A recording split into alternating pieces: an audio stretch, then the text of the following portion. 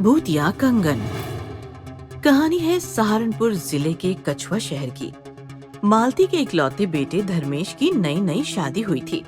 मालती बहुत खुश थी। मालती की बहू ज्यूली आईने के सामने अपना रूप निहार रही थी।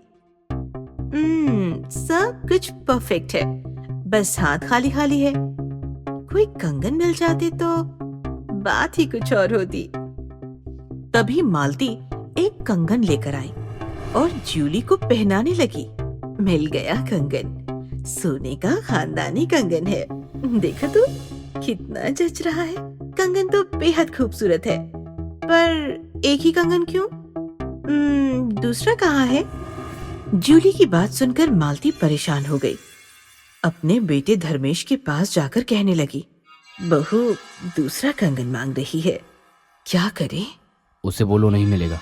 गुस्सा थूक दे बेटा, हमें कैसे भी करके उसके मायके वालों से दहेज के और 1.5 लाख हथियाने हैं। जूली को खुश तो रखना ही पड़ेगा। बात तो ठीक है, लेकिन कंगन के लिए और थोड़ा इंतजार करना पड़ेगा। लाश तो अभी सड़ी भी नहीं होगी।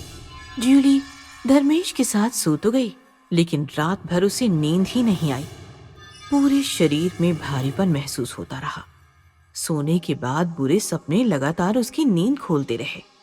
ये आज अचानक क्या हो गया? सुबह गुरुजी को कॉल लगाती हूँ। सुबह हो गई। जूली ने अपने गुरु रविशंकर जी को कॉल लगाई। प्रणाम गुरुजी, कल रात से बुरे सपने आ रहे हैं।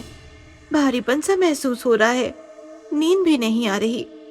ऐसा क्या हो रहा है? तुम्हारे दैनिक दिनचर्या में परिवर्तन हो रहा है। जरा बताओ कैसे परिवर्तन है?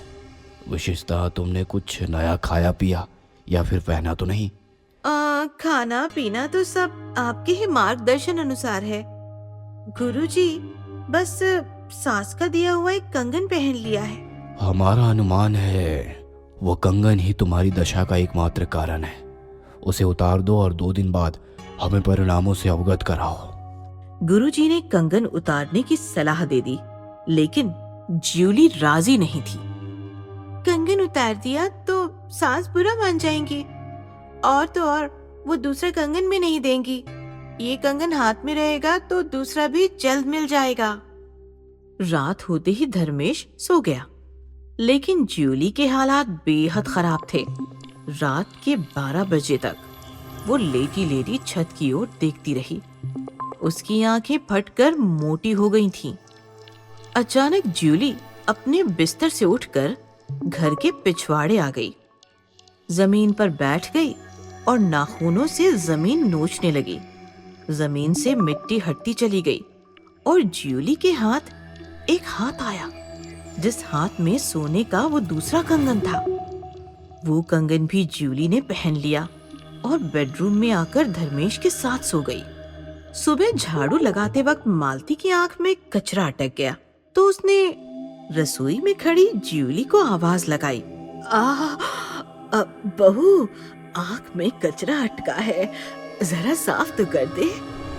ज्यूली आई और आंख का कचरा हटाने लगी, तो मालती ने उसके हाथों में दोनों कंगन देख लिए और उसका दिल दहल गया। रहने दो, हो गया साफ।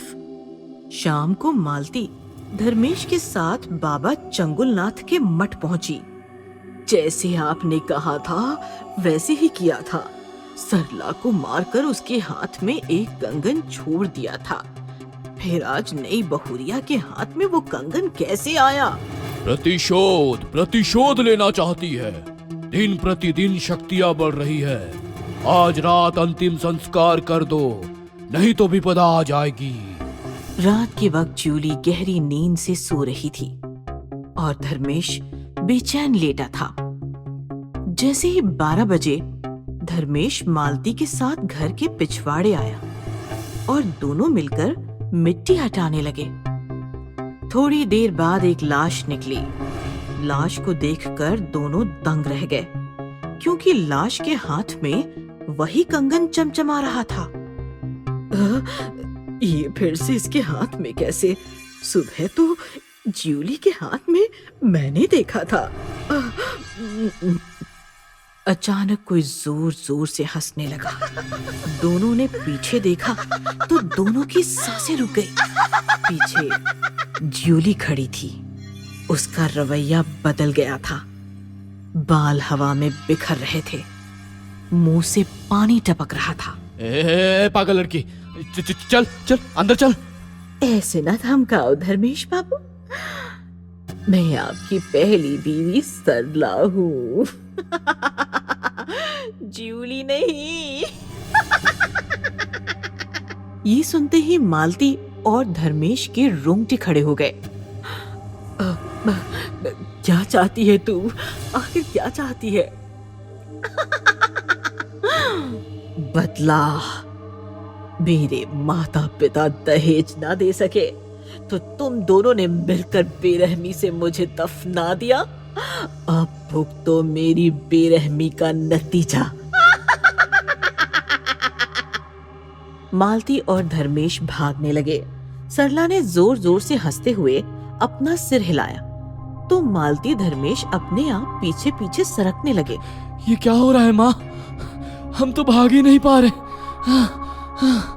सरला ने दोनों को पीछे खींच लिया और सिर को जोरदार झटका देकर दोनों को गड्ढे में गिरा दिया। सरला, माफ कर दो, माफ कर दो। बचाओ, बचाओ कोई। सरला ने मिट्टी पर नजर डाली तो मिट्टी अपने आप गड्ढे में गिरने लगी। थोड़ी ही देर में गड्ढा मिट्टी से भर गया और मालती धर्मेश दफन होकर मर गए। इस प्रकार ज्यूली के शरीर की मदद से सरला ने खुद पर हुए अत्याचार का बदला ले लिया।